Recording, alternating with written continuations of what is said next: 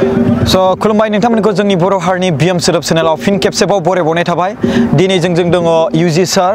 बिथाङानो जोंनि बे बिटिआर आवहाय गोबां माने गाहाम थासारि लाबोनो नाजानाय आरो लोगोसे बिथाङा बारग' एमपि आरो लोगोसे बिथाङा दायो UPPL पार्टिनि फाउन्डार हिसाबै बेखौ बयबो मिथियो। दा बिथांखौ गुरु होननानै बयबो मानियो आरो लोगोसे बिथाङानो माने आइडल हिसाबै बे पार्टिखौबो दैदेनलांगासिनो दङ। स' बिनि थाखाय सारखौ थेंक इउ स' माच आरो लोगोसे सासे बिथाङा ससियेल वर्कार, गोबां बिथांनि नलेजखौ लानानै बिथांनिफ्राय सोलोंनानै गोबां माखासे दैदेनगिरि, गोबां मोजां दैदेनगिरि ओंखारदों। स' फार्स्ट अफ अल बिनि थाखाय थेंक्स सारनिसिम आं बेखौ जासिबाय। आरो गिबि जोंनि बिएम सोदोब चेनेलाव इन्टारभिउ लानो थाखाय माने समय होबाय, बिनि थाखाय गोजोननाय थाबाय। सार दिनै बेवहाय रागाम प्रग्राम जादों थांनाय 19निफ्रायनो, दिनै 20 थारिख जाहैबाय नङा होमबा, आरो गाबोन 21 फेब्रुवारि। स' बेवहाय जे रागाम प्रग्राम लानायनि थांखि, बिनि सोमोन्दै जों नोंथांनिफ्राय मिथिनो लुबैदोंमोन। बेसिकलि बेयो BTC बा BTR स्पन्सर्ड प्रग्राम। रागामा मोनसे नमेनक्लेचार, बिनि सोदोबनि सायाव गोबाङा दिनै खोनाबाय हिसाबै खोनाफेरै सोदोब। औ सार, नायसंगोन, बिजिरगोन आरो जायफ्रा बिनि नामखौ होदों निस्सय साननानै होदों। गोदो गोदाय बर'नि खुगा मेथाइ बा बिजाबफोराव मोननो थाङो जे हाजो खर'नि रागाम, अन्थाइ रागाम, आरो बेखौ मोनसे फोथायनाय जों मिथिगौ जे दांदुफुर बा बावखुंग्रि बे ओनसोलनि बे हाजोआव जे अन्थाइ मोनोमोन, जायखौ अन्थाइ रागाम होनो, आरो बेखौ गोदो बाथौ सिबियारिफ्रा बे अन्थाइखौ लाबोनानै बाथौ थानाव बाहायफैदों। आरो बेखौ दा डिसक्रिपसन होदों मा जे it is a symbol of steadiness and power. दा अन्थाइया मोनसे रिलिजन, पार्टिकुलार रिलिजननिल' सिम्बल नङा, it is a symbol of steadiness and power. थ' बिनिखायनो बे सोदोबजों बे हाबाफारिखौ लाबाय। गोबां गोरोन्थि बुजिलायनाय बा सोंलु फैनो हागौ जे रागाम basically it sounds like Sanskrit word बादि मोनो, नाथाय अरिजिनेलि बर'आवबो गोदो गोदायनिफ्रायनो जोंनि खुगा थुनलाइफ्राव बेखौ मोननो थाङो। बे हाबाफारिनि मेइन पार्पसानो जाहैबाय जे cultural exchange. And cultural exchange means what? That is a process of understanding of the culture of all community and all classes of the society in a proper way. So culture everybody मोनसे आयदा, बे हारिनि नामैबो बेखौ डिफारेन्सियेट खालामनो हाया। जे रावा difference जायो बा गाननाय जोमनाया डिफारेन्स जायो, कालचार साबजेक्टआनो बेयो मोनसे हारिनिल' नङा। आरो बेनिखायनो जेब्ला मोनसे पिस एन्ड इउनिटिनि बाथ्रा फैयो, टु आन्डारस्टेन्डिं द कालचार, बियो देट बिकाम्स ए मेजर टपिक, बियो मेजर टपिक जानानै फैयो। ओंखायनो जोंनाव दा जोबोद दावराव दावसिजों थांबाय माखासे फ्राय माने 30 बोसोर समा, आरो बेवहाय गोबां रोखोमनि दावराव दावसि, हाथियार दावहानिफ्राय लानानै हारि माहारिनि गेजेराव बेखौ रिएस्टाब्लिश खालामफिननांगौ, गोजोनखौ आरो मोजां मोनलायनाय बिदा फंबायनि अनलायनायखौ जों लाबोफिननांगौआव मोनसे गोलाव समनि हाबाफारिनि गोनांथि जादों। दा बेनिखायनो रागाम जों दिनैहाय जे जोङो गुबुन हारिनि मोसानाय दामनाय देनायखौथ' नुबाय, बेवहाय आर्टखौबो जों नुबाय।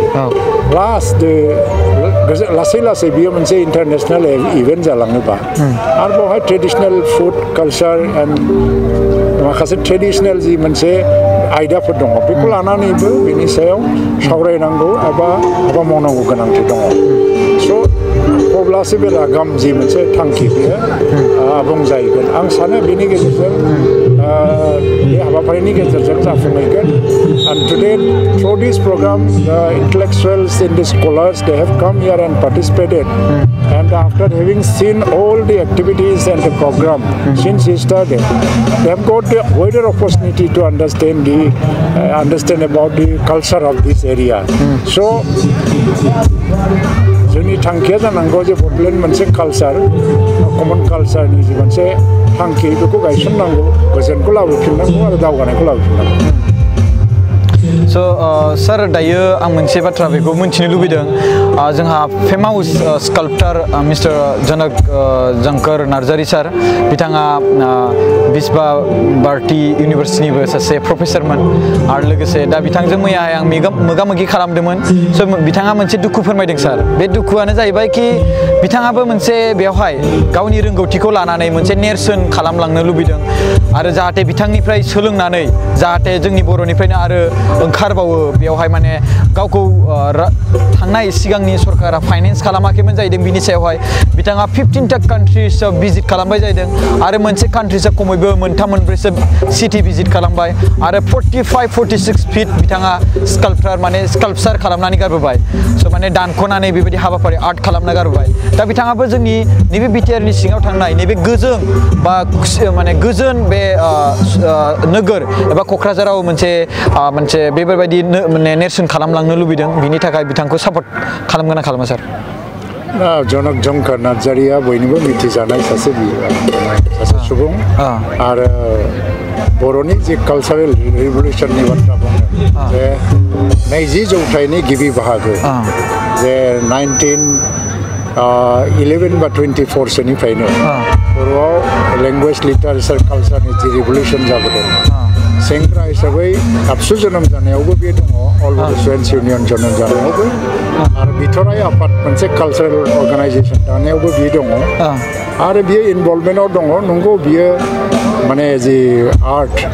बिनि सायाव स्टाडि खालामनो शान्तिनिकेतनाव थांदों आरो बे दा बिश्वभारती इउनिभारसिटि शान्तिनिकेतननि सासे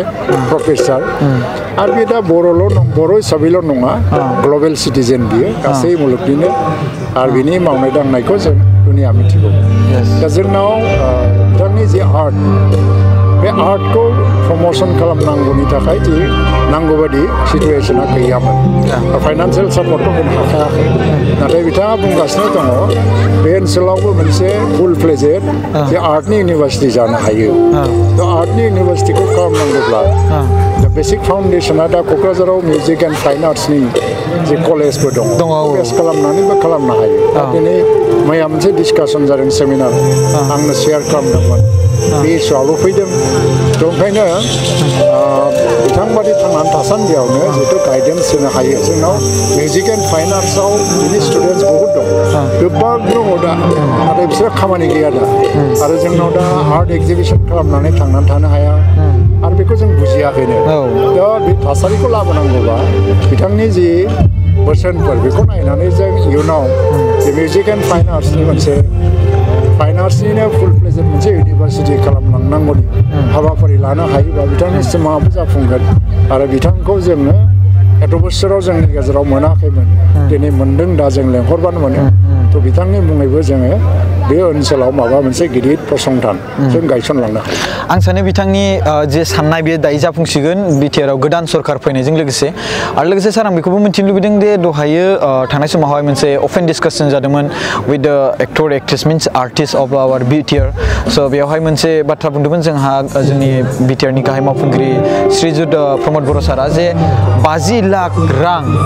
माने बे बड' फिल्म इन्डास्ट्रिनि थाखाय मोनसे बाथ्रा बेवहाय फिल्म एवार्डफोरनि थाखाय बे एनुवेलि जाबाय थागोन ना सार बे खेबसेल' दायो आं बेखौ मिथिया बेयो गभर्नमेन्टनि बाथ्रा बोरै होलांगोन